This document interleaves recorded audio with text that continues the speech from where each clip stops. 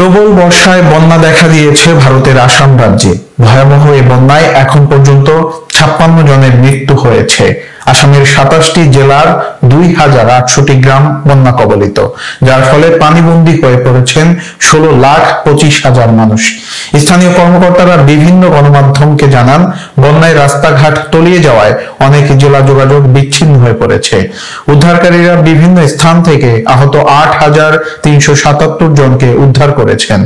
টানা বর্ষণে সৃষ্ট বন্যায় আসামের 42,476 হেক্টর ফসলি জমি ক্ষতিগ্রস্ত হয়েছে।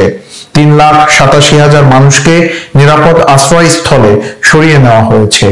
বাঁধ, সড়ক, সেতু সহ বিভিন্ন অবকাঠামো ক্ষতির মুখে পড়েছে।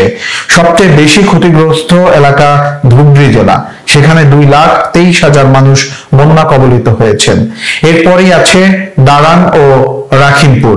এই দুই জেলায় যথাক্রমে 1,84,000 ও 1,66,000 বাসিন্দা বন্যা কবলিত হয়েছেন, যাদের যোগাযোগ বিচ্ছিন্ন রয়েছে অন্য জেলার সাথে।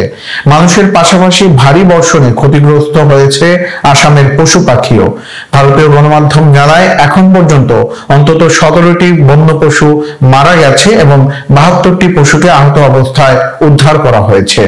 আসামের বন্যায় ক্ষতিগ্রস্ত এলাকাগুলোর মধ্যে আছে হোজাই, জড়হাট, কামরূপ মহানগর, পূর্ব কাবিং অ্যাংলং, পশ্চিম কাবিং অ্যাংলং, করিমগঞ্জ, লাখিমপুর, মাজুলি, মরিগাঁও, নাগাঁও, নলবাড়ি, শিবসাগর, শোণিতপুর, বারোপেটা, বিশ্বনাথ, কাচার, চারাইদেও, চিরাং, দারান, ধেমাজি, ধুবড়ী, ডিব্রুগড়, গোয়ালপাড়া, গোলাঘাট, হাইলাকান্দি ও তিনসুকিয়া।